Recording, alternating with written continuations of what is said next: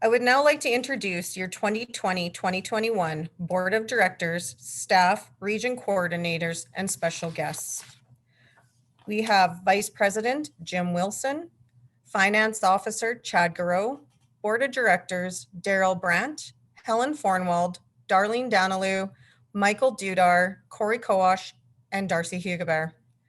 Staff Ashley Howard, Kellen Geiger, Darrell Mckee, Bruce Corday, Pat Simmons, and effective July, Dustin Mccush will be joining us as full-time as the development coordinator. Welcome, Dustin.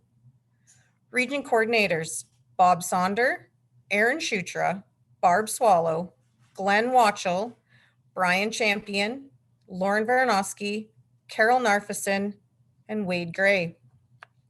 Past presidents, Barry Whitehouse, Patricia Bibby, Marg Mayotte, Anita Ford. We also have with us tonight special guest from Curling Canada, Darren Ariniak. I will now invite Darren to say a few words on behalf of Curling Canada. Thanks very much, Christy. Good evening. First off, I'd like to thank you for the opportunity to attend your AGM today and bring an update from Curling Canada. It was a cool 37 degrees in Winnipeg today. I think you guys had another warm day there too, so I'm glad to be inside. And thank you for the early agenda time slot as the Winnipeg Jets are starting momentarily. I hope there's some Jets fans in Saskatchewan. As mentioned, I'm Darren Ariniak, one of the Board of Governors of Curling Canada. I am also a former president of Curl Manitoba for a couple of years, so I'm extremely sympathetic to MAs and all the difficult work, the challenges they have, and the tremendous effort and service to curling they provide. On a Curling Canada front, we normally have 10 Board of Governors. Currently, though, we are down to 8. George Cook resigned last fall, and a decision was made not to replace his spot right away. And as many of you have probably heard, unfortunately, this past week, Mitch Minkin, our chair, resigned for personal reasons. We will definitely miss Mitch. I know personally I have such great respect for him and the work he's done on behalf of curling. Amy Nixon has stepped in as interim chair until the AGM this fall in late September. I also finally mention that I am the board liaison and assigned to Saskatchewan, and very grateful for that. And thank you to Christy for being so patient with me this past year. As a first-time Curling Canada board member, she was very helpful in our discussions. So to begin, I think it's safe to say that nobody could have predicted the events of the past 15 months and the effect that the pandemic has had on all of our lives and certainly curling. Thankfully, it looks like we are seeing the light at the end of the tunnel and a path out of this pandemic. From the perspective of any board of directors, but certainly at Curling Canada, we believe this, that we have 3 high-level responsibilities. That includes hindsight, which is preserving the organizational knowledge and decisions that have come before. Oversight, which I think most people are familiar with in terms of all of the controls that are responsible in running a large organization. And foresight, which really talks about strategic planning and future focused. As part of that foresight, we also include, our mission, vision, values. And I always like to talk about the vision that organizations have when we meet with people.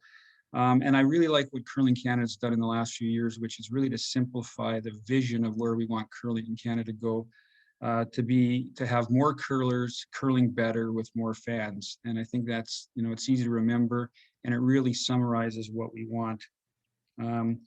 Now, to make that vision come true, the organization has been, had a strategic plan the last number of years and really have focused on 6 priority areas: financial health, always important in organizations, increased participation on all levels, delivering excellent curling experiences, strengthening the curling brand, organizational excellence, and having exceptional results. That last one I know has been a major topic of discussion, I guess, across MAs and all across Canada and around the world, is that Canada has sort of struggled of late a little bit with our results, particularly this year. But certainly that is on the agenda to be focused on in this coming year.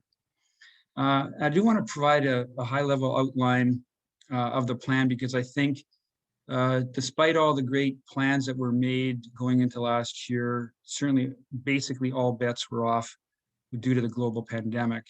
And that put curling Canada, the MAs, and the clubs into really an emergency or crisis mode.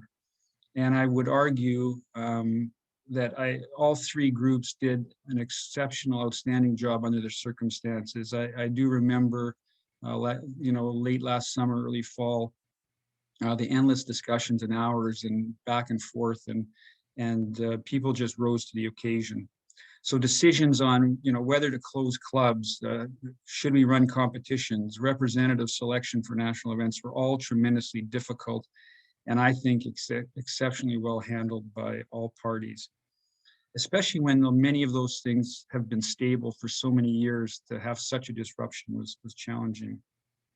I do want to also summarize some of the great work done by the various groups this past year. First, the Curling Canada staff and MAs working at the beginning of opening season last fall to return to curling guidelines that were used by clubs. I know I was able to meet with many clubs in Manitoba who used those guidelines, and in fact, tried to build in measures that exceeded the requirements for safety. And many of them started the season and had good success, but as we all know, that didn't last, unfortunately. But certainly we're going to have to put some of that knowledge to use this coming fall. Many did open, as I say, but it was short-lived. Another major decision was to pursue the concept of a hub city modeled after the NHL. I cannot say enough about the work done by the Curling Canada staff to pull everything together. All of the meetings, the coordination, it was really a phenomenal effort. I do firmly believe that, as the years go by, that will be looked upon as maybe one of the most significant accomplishments of all the curling parties in Canada to make that happen. Now, I don't know how much background people have about the hub city, but really the board's role was to approve going forward with the model, and also to put up the decision to put finances behind it. We did have a $1.4 million contingency budget that we were willing to lose from our reserve to run the events. Thankfully, because of government grants and support and additional advertising revenue, we actually ran a surplus. The final number is being calculated, but it's in the hundreds of thousands of dollars to the good. And that money is going to be earmarked for helping clubs and MAs restart curling this fall. So there's discussions going on now exactly how that will be used and in what way, but really an outstanding result. The full impact of the hub city is going to be hard to estimate, but I think that it kept curling in the forefront of Canadians' minds, and certainly was a distraction and entertainment during several months of the pandemic. There were a few tiny glitches, but certainly nothing substantial, and no COVID was contracted at the event. And again, everything went well, other than maybe the results for Canada could have been a little better. The one thing, though, we can take away from the teams that competed were that they did accomplish qualifying us for both the men's, women's, and also the mixed doubles Olympic spots for this coming Olympic year. So all was not lost, and really congratulate those teams. In addition to the hub city, some other work still continued, but as you can imagine, that was sort of secondary. There was work done on safe sport, some risk management, and projects like Curling.io. Certainly, hopefully this year we'll be able to get to more of those initiatives that, because of the pandemic, we were not able to. So to finish up, I want to talk about what's next, and that's the most important. The operational or the organization, because of the hub city, was a bit delayed. We wanted to give everybody some time off after it ended. So that affected some of the budgeting time frames. Normally the full year budget would be done, but what's happened is we've put in an interim budget for the first quarter, and the work is being done on the full year budget. As you can imagine, because there's still so many questions about events, how many people will be able to attract to the events, that has a tremendous challenge in terms of estimating what will happen next year. but that is being worked through. And as I said earlier, there are some good signs with things moving forward. We do have a meeting of the Board of Governors and MAs next week to cover some issues around nominations process for this fall election. There will be 3 vacant Board of Governors roles available. There will also be discussion about financial matters and also sort of a discussion around Mitch's recent departure at that meeting. So our next challenge over the coming months, as we're hopefully getting some time to enjoy the summer at the lake or the cabin or camping, whatever, we are going to have to start planning a robust return to curling this fall. I know some people are already working on that. Also, what an incredibly exciting time for Saskatchewan with the Roar in November, to be followed by the Olympics in the new year. And this will be an exceptionally busy year. It would have been nice to maybe have not as many events, but that's the way it goes. And I think there'll be tremendous opportunity for curling across Canada. So I want to close by thanking CURLSASK, the clubs, the individual curlers for the amazing work and support this past year. And have a great summer. You've certainly earned it. Thank you. Thanks, Darren. Yeah. It's been a pleasure to get to know you as a president and now work with you as a board of governor. And I appreciated our conversations. Thank you. Thanks. We will now move into the more formal part of the agenda. We'll begin with the acceptance of the agenda. The agenda for this meeting was circulated with notice, and any additions to the agenda were requested in that notice. A motion was made by Curl Regina to accept the agenda as presented. It was then seconded by CN Curling Club. Please use the chat function to inform us of any objections.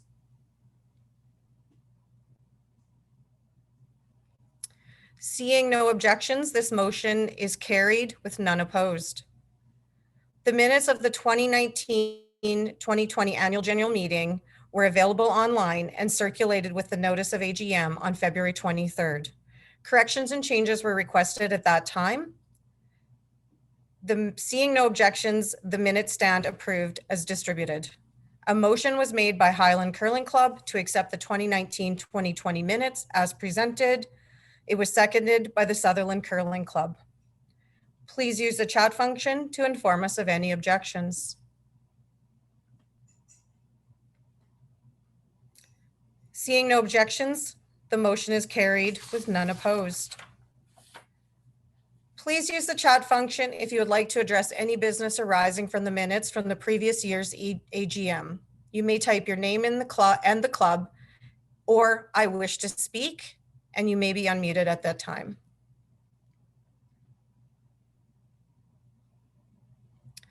Seeing none, we will move on. As this brings to a close my term as president and my role at CURLSASK, I would like to start by thanking the executive and the board of directors for all of their support, encouragement, and guidance over the last couple of years. Thank you to our staff for your dedication and work to ensure our clubs and athletes continue to be supported through all the turbulation that was put in front of us. I would like to also thank the previous board of directors that I've had the pleasure to work with over the last 10 years of serving on the CURLSASK board. This year showed us truly what perseverance means. We found ways to continue to conduct business as best we could. We lobbied for our clubs and our athletes to be able to compete in a safe manner. Unfortunately, we did end up canceling most of the season to support the SHA guidelines. As we look forward, we're excited for the coming season and planning to have a full season of competition to allow our athletes the right to compete, to wear a green jacket and represent Saskatchewan. We look forward to our member clubs reopening again and being the hub of so many of our communities. We will continue to work with our stakeholders, athletes, coaches, umpires, hosts, and curling fans to maintain competitions and events that are not only sustainable, but economically viable for the future. To our volunteers, we salute you, and we know more than ever we will be needing your support and your assistance as clubs reopen, and assistance with operations, leagues, events, fundraisings become so important to the sport of curling. We know that you are the pillars to a successfully run club and events in our province, and without your support, these are not viable. CURLSASK continues to be seen at the national level with Curling Canada, and we will continue to be a voice at the table in the role of governance for the sport of curling.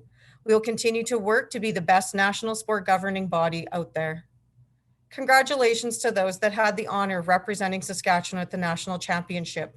You should be proud of your accomplishments. It has been an honor and a privilege to serve as your president in 2020-2021.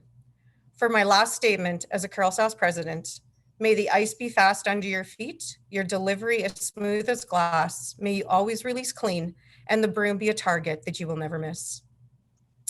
I would now like to call on Executive Director Ashley Howard to provide her report. Thank you, Christy. And again, good evening. I'd like to direct you to page 4 of the working papers, and that's where you would find my report. And of course, as you know, and as you heard already this evening, this has been a year we will never forget. We learned this year to appreciate each rock that we got to throw, and never did we imagine that a pandemic would force us to stay away from the sport that we love and stay away from the rinks that bond our community together. As we move forward in planning to next season, we are anxious to return to our clubs, to our teammates, and maybe even a few of our competitors. In reflection on the season that's passed, I am proud to say that CURLSASK was able to support our member clubs with over $300,000 in direct funding, as well provide a detailed return to play plan and establishment of member and player town hall sessions to increase our communications. And we also saw great success in our limited season that we had at our high performance training center, and excellent uptake with our webinar series. This season as well brought us a new membership manager, Darrell Mckee, who is a high-level curler who many of you know, and his experience and his curling knowledge will be an asset to our member clubs moving forward. And I would like to say to the entire staff and board, I'm proud of the resiliency we've shown in the face of a challenging pandemic. I appreciate your adaptability as we move through Plan A, then Plan B, and then Plan C. And when it came time to implement the plan, we were on to Plan Z. So thank you for your adaptability. We are also very excited to welcome Dustin Mccush as our development coordinator, and he will focus on education programs as well as youth development programs and be a great support to our member clubs. And we're also looking forward to Kelsey Kennedy joining us very shortly as our videographer to work through a number of projects we've had on tap for a while. And looking forward to sport, heading into next season, sport is well on its way to return. And it was announced earlier this week that a full relaxation of all sport restrictions when we reach stage 3 of our vaccination plan, which means 70% of adults over 12 having received at least their first dose of vaccination. So therefore, we're planning for a normal season, but we'll be prepared for whatever comes our way. I would like to thank a few members of the business response team who worked particularly hard to help us navigate this season. Ken Duick and Janice Kalsar really, even though I didn't like what they had to say every time they gave us a ruling on the health guidelines and restrictions, they really did work very hard for our sport, and I'd like to take a moment to thank them. Also, a thank you to our frontline and essential workers, those that have worked tirelessly day in and day out to protect us and keep everyone safe throughout the pandemic. On behalf of the entire organization, we send our sincerest thank you. As well to the CURLSASK Board of Directors, your dedication, your leadership, your commitment to our sport is second to none. And you are our front line when it comes to challenges or issues, and work so hard behind the scenes to run a highly successful organization. I look forward to next year and many of the things to come, and returning to many of the things we love. And at this point, I would like to pass it over to our staff to provide reports on their areas of expertise. So it's my pleasure now to introduce to you Pat Simmons, our Director of High Performance. Thanks, Ashley, and good evening. My report can be found on pages 24 and 25 of the working papers. Well, the 2020-21 year was anything but normal, with the curling season being no exception, full of challenges and adaptations.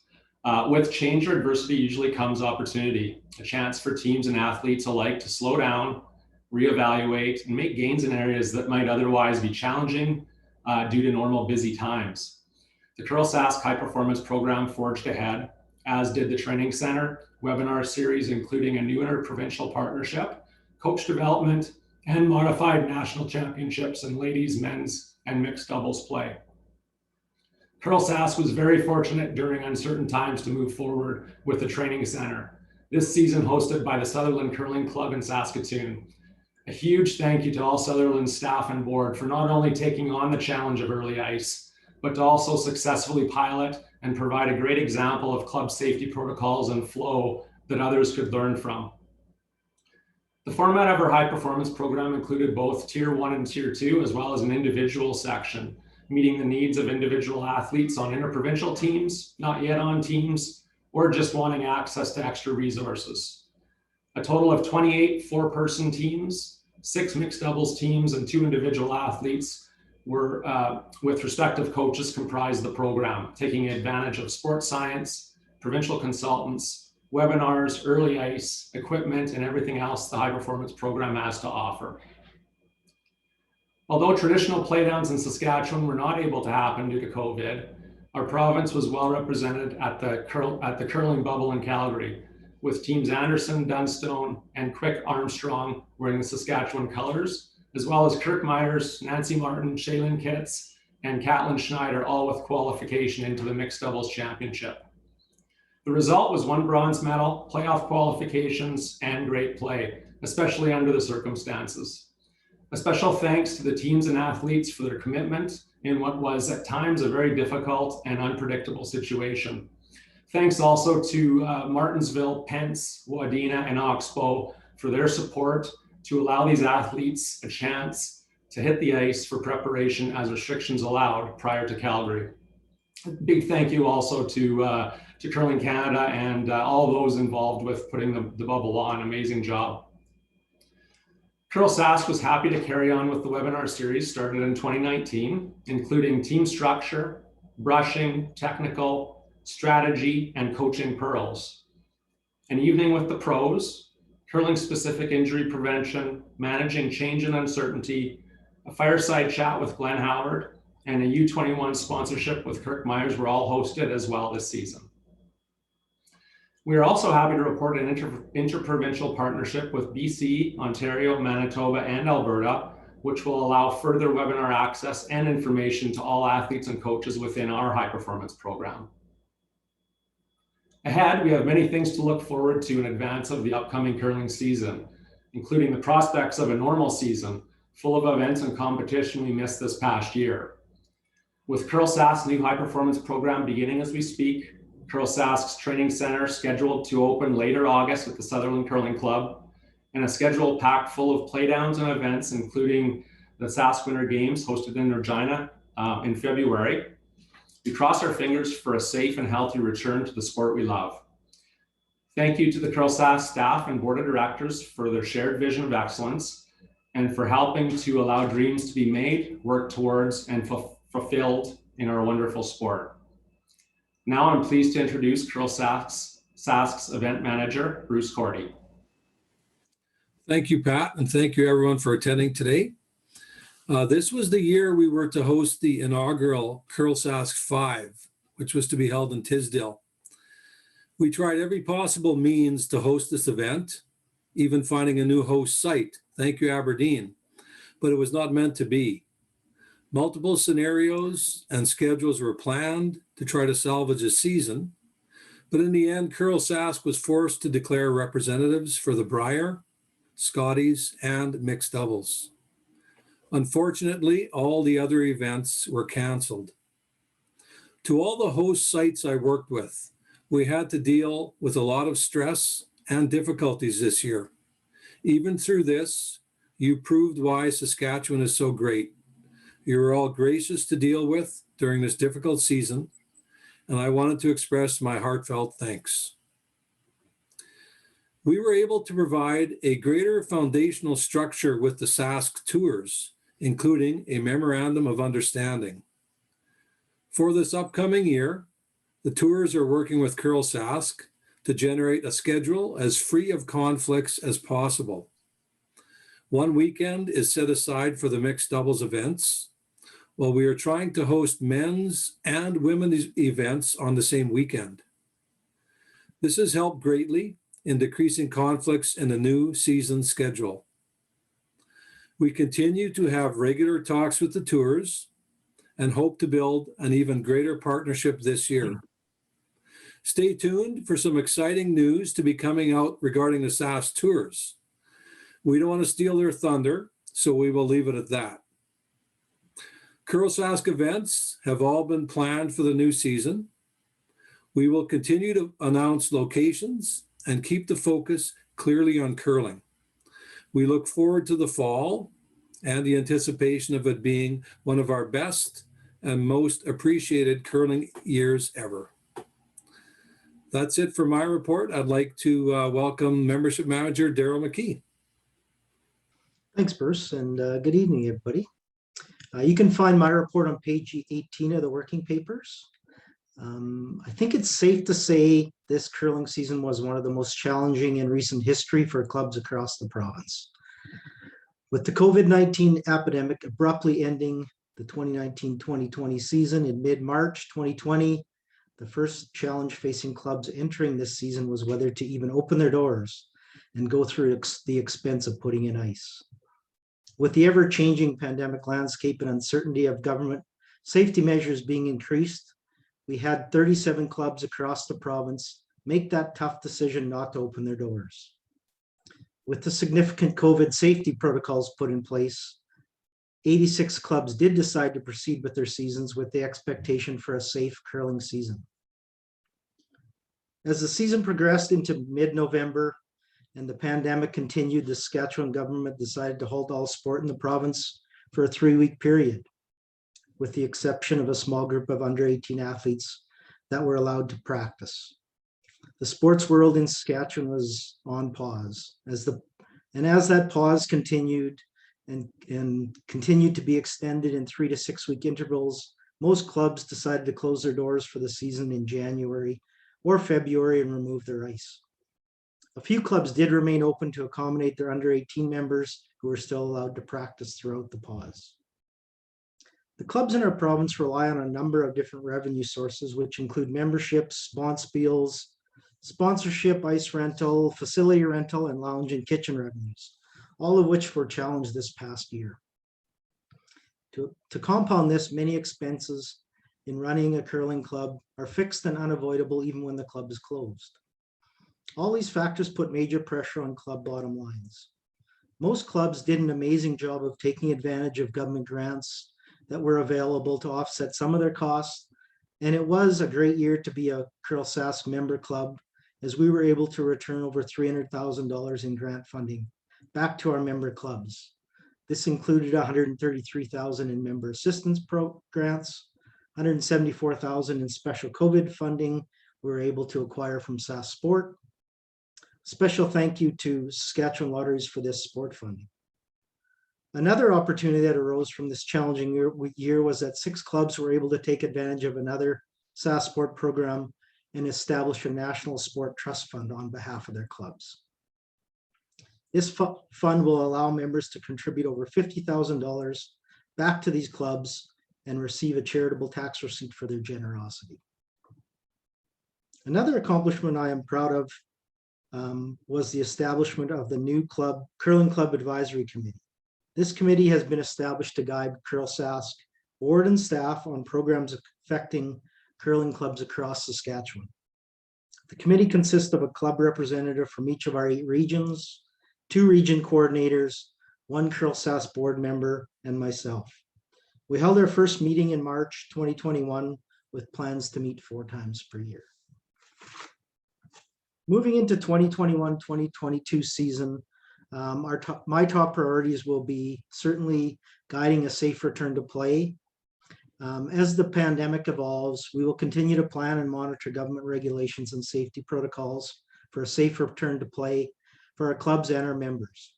I am happy to say a very normal curling season is looking more and more likely as we progress with vaccinations and the government reopening plan. Membership retention and attraction will be the second priority. With the interruptions in play we have experienced over the past 2 seasons, it will be a top priority to attract our previous members back to our clubs. In addition, we need to continue to attract new members to our great game. This initiative touches a lot of areas, but inevitably relies on a better understanding of our members and their needs, as well as those in our communities who are not our members, and determining how we attract these groups to our clubs. The third priority will be curling club sustainability. One thing that became very clear during these tough times is that if we don't have clubs, we don't have curlers. Sounds obvious, but I think sometimes we take this for granted as curlers. To keep clubs open, we need them to be financially viable, which includes looking at all possible revenue streams and cost savings opportunities. So thank you for that, letting me give you this report, and I'll now turn it back to Christy. Thank you. Thank you, staff. All other committee reports can be found on pages 7 to 12 of your working papers. We would like to thank the Prince Albert Golf and Curling Club for making the motion to accept these reports as presented in the working papers and was seconded by the Nutana Curling Club. Please use the chat function to inform us of any objections. Seeing none, this motion is carried with none opposed. Next, I would like to invite Finance Officer Chad Garreau to provide a financial update. Thank you, Christy. Good evening, everyone. You can find the finance report on page 34. The CURLSASK 2020-2021 audited financial statements have been available on the CURLSASK website as of May 21st, 2021, and were also distributed via email on the same day. The audited financial statements for the year ending March 31st, 2021 are reporting a surplus of $145,969. Government restrictions and COVID-19 played a key factor in our 2020-2021 fiscal year. CURLSASK qualified for significant emergency funding from the federal government. Additional funding of over $300,000 was paid directly to member curling clubs from both Heritage Canada and Sask Lotteries. Looking forward, our financial forecast for 2021-2022, COVID-19 presents a unique challenge to the Finance Committee. The Board of Directors and staff are closely monitoring the effects of COVID-19 and will continue to budget at or around the break-even point. CURLSASK maintains strong financial reserves of $811,545. Sassport annual funding and membership assistance program revenues are confirmed for the 21-22 season. We will also be holding the member fees at the $15 per year, despite a previous planned increase last year. A motion was made by the Wadena Remax Curling Club to adopt the 2020-2021 CURLSASK audited financial statement for the year ending March 31st, 2021, seconded by the Prairie Lily Curling Club. Thank you. Please use the chat function to inform us of any objections. Seeing no objections, this motion is carried with none opposed.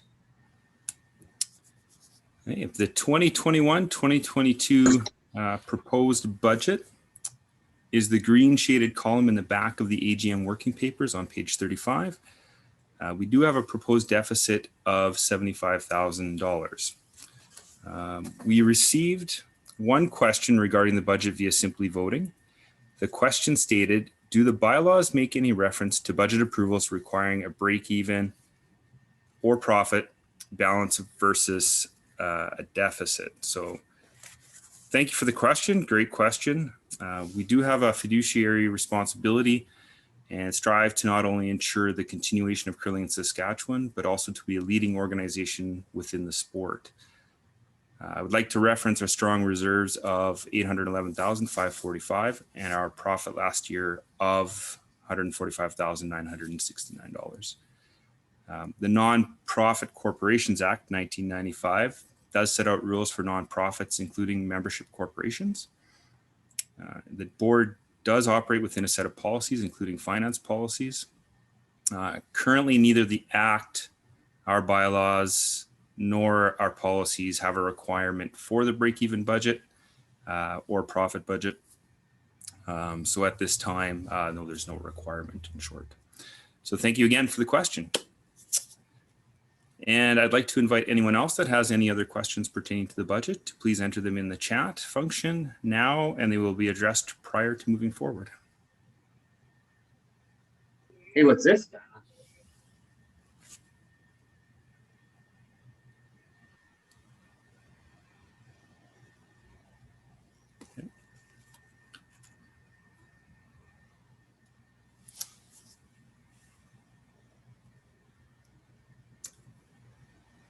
A motion was made by the Merrifield Curling Club to adopt the 2021-2022 CURLSASK budget as circulated, seconded by Curl Regina.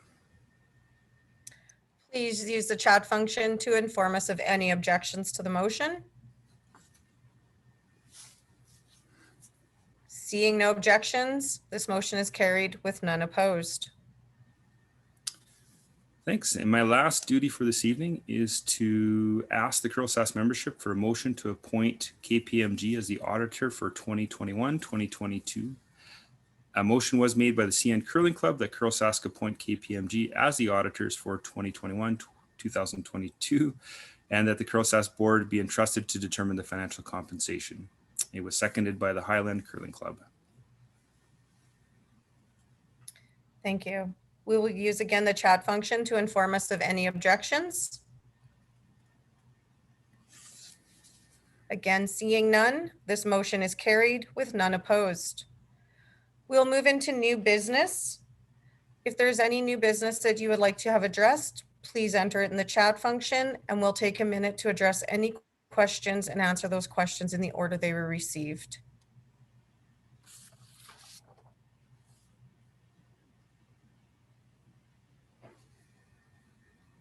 Dustin has provided us some very enlightening questions. All right, seeing no questions, we'll move on. Nominations for board positions closed 45 days prior on April 20th, 2021. Board nominee bios are available in the AGM working papers on pages 13 to 17.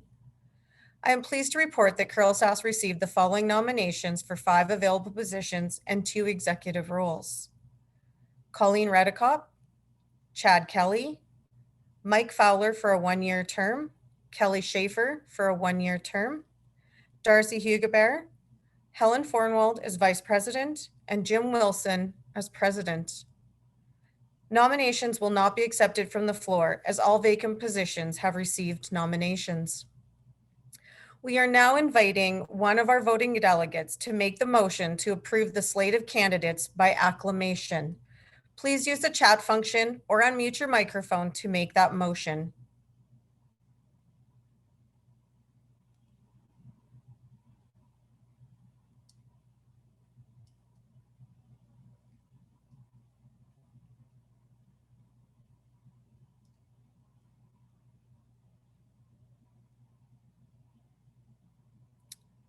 Once again, I just need somebody to use the chat function or take yourself off mute.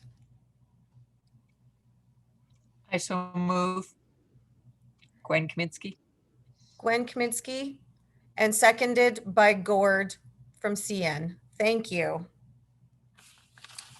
Any opposed, please use the chat function.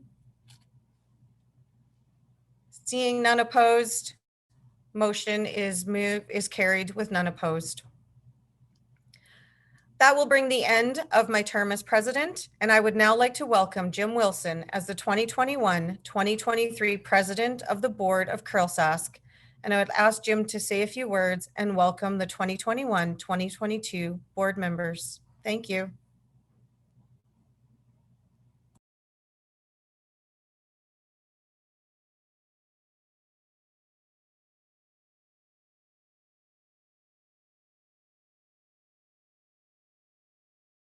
Jim, you are on mute.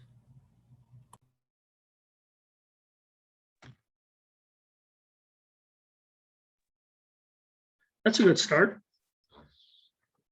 Thanks, Christy.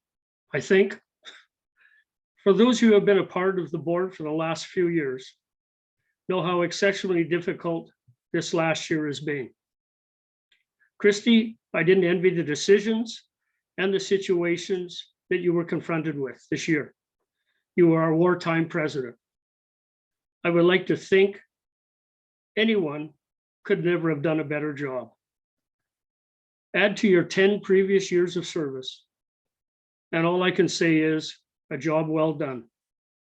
And I, for one, will intend to call on your knowledge. Darrell, for 3 years, Darlene for 4, and Mike for 5 years of service to the board. We thank you for your loyalty and dedication on behalf of the curlers of this province. Saskatchewan curling is better because the contributions of the 4 of you have made. For the new members, Kelly, Colleen, Chad, and Mike, welcome aboard. You have big shoes to fill, but I have confidence in all of you. And as a team, our goal will be to make a difference. So now I will announce the new board of directors for the 22 season. Would be Helen Fornwall, Vice President, Chad Guru, Finance Officer, Corey Korach, Darcy Hugobert, Colleen Redikoff, Chad Kelly, Kelly Schaefer, and Mike Fowler. I'm pleased to announce the date of and location of the 2022 AGM is tentatively for Regina on Saturday, June 4th. I would ask for an adjournment. If anybody could please make a motion for adjournment.